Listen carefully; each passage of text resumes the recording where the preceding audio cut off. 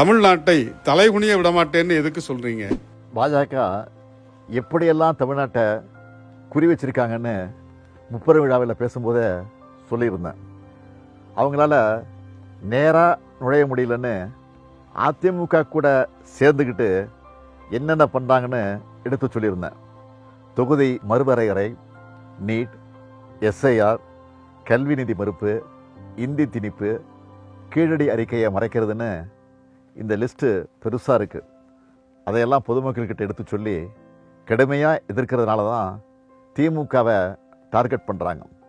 அவங்க கூட்டணிக்குள்ளேயே பல குழப்பங்கள் இருந்தாலும் திமுக வந்துடக்கூடாதுன்னு குறியாக இருக்காங்க. பாஜகவை எதிர்க்கிறதா வெளியில் நிறைய பேர் சொல்லிக்கலாம். ஆனால் அனுபவம், வலிமை, கொள்கை தெளிவோடு பாஜகவை தடுத்து நிறுத்துகிற ஆற்றல் திமுகட்ட மட்டும்தான் இருக்குது. இது தமிழ்நாட்டு மக்களுக்கு நல்லா தெரியும்.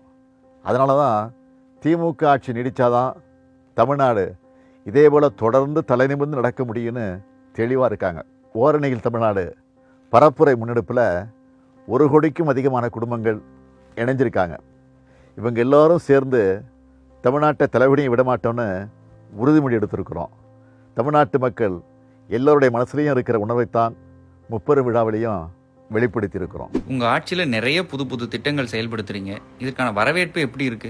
நம்ம திராவிட மாடல் ஆட்சியில் கலைஞர் மகளிர் உரிமை திட்டம், விடியல் பயண திட்டம், காலை உணவு திட்டம், புதுமை பெண், தமிழ் புதல்வன், நான் முதல்வன், இன்னுயிர் காப்போம், நம்மை காக்கும் 48, மக்களை தேடி மருத்துவம்னு ஏராளமான திட்டங்களை கொண்டு வந்திருக்கிறோம்.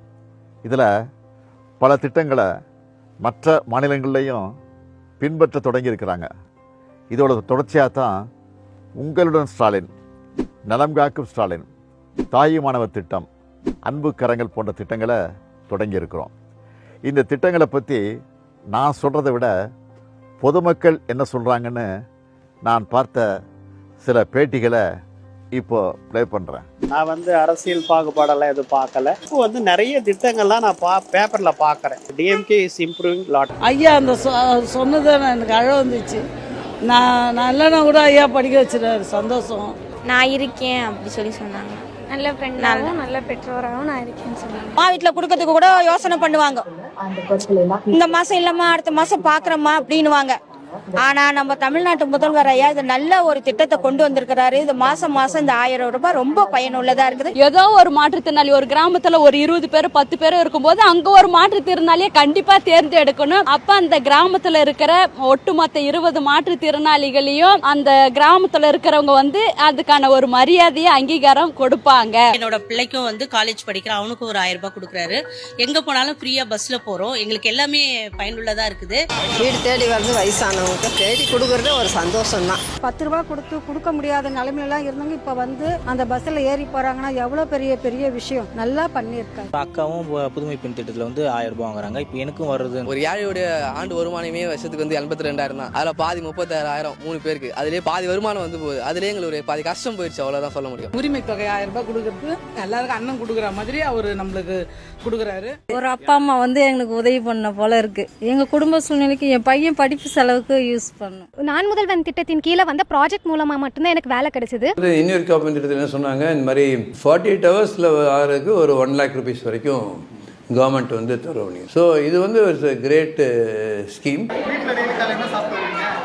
நான் எதுவுமே சாப்பிட மாட்டேன். எங்க அம்மா சாப்பாடு செய்யவே மாட்டாங்க. அவங்க கடைக்கு போயிடுவாங்க. ஆமா, சாப்பிடுவேன். இதெல்லாம் தொடக்கம்தான். எங்களுக்கு இன்னும் நிறைய பணிகள் இருக்குது. நம்ம செல்ல வேண்டிய தூரம் இன்னும் அதிகம். நான் ஏற்கனவே சொன்ன மாதிரி இந்த 100 ஆண்டுகளில் நாம் அடைஞ்சிருக்கக்கூடிய முன்னேற்றம் என்பது ஒரு குழந்தை நடை பழகிற மாதிரி தான். இன்னும் நாம் உலக அளவில் போட்டி போட்டு ஓடணும். அதுக்கான பணிகள் திராவிட மாடல் 2.0 தொடரும்.